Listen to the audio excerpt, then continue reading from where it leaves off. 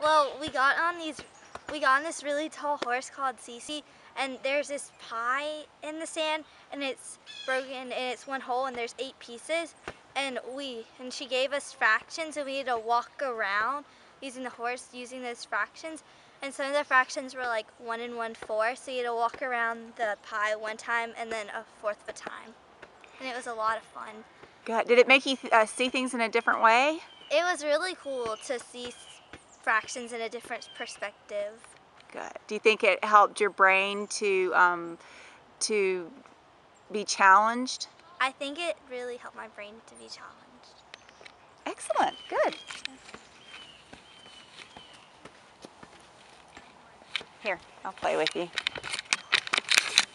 Although I know you're way better. You see me out there trying to play volleyball.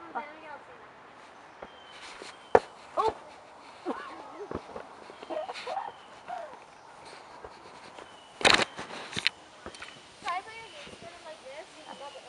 Okay. Ooh. You are a volleyball star. What did you say? I took a camp with high school. Oh, you did?